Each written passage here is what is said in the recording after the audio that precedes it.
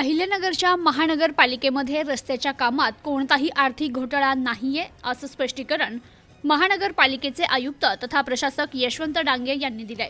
अहिल्यानगर महानगरपालिकेत सुमारे 776 रस्त्यांच्या कामात कोट्यावधी रुपयांचा घोटाळा झाल्याच्या बातम्या सोशल मीडियावर दाखवल्या जात आहेत। असा कोणताही घोटाळा मनपात झालेला नाहीये, तर अशी तक्रार माझ्यापर्यंत आलेली देखील नाहीये।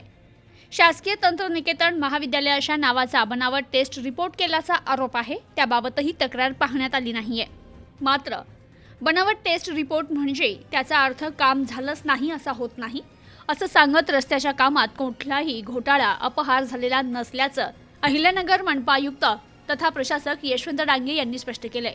तर बनावट टेस्ट रिपोर्टच्या माध्यमातून मनपामध्ये कोट्यावधी रुपयांचा घोटाळा झाल्याच्या बातम्या सुरू आहे। यात शहराचे आमदार संग्राम जगताप यांच्या वरदहस्ताने तत्कालीन महापौर आणि पदाधिकाऱ्यांनी हा घोटाळा केल्याचे आरोप होत आहेत। याबाबत आता मनपाने खुलासा केलाय। काम न करता खोटे बिलं काढल्याचा असा कोणताही घोटाळा झालाच नाहीये।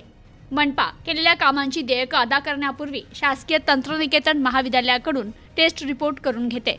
ही प्रशासकीय प्रक्रिया आहे। महाविद्यालयाचे टेस्ट रिपोर्ट बनावट असल्याबाबत मनपाकडे अधिकृत माहिती उपलब्ध नाहीये, त्याची तक्रार देखील माझ्याकडे आलेली नाही।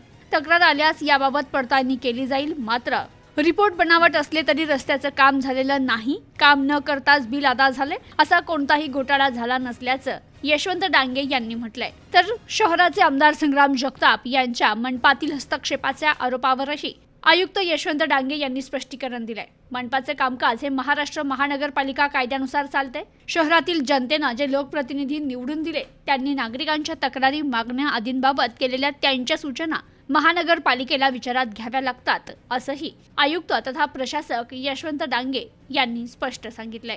Bureau report, news today 24, Ahilyanagar.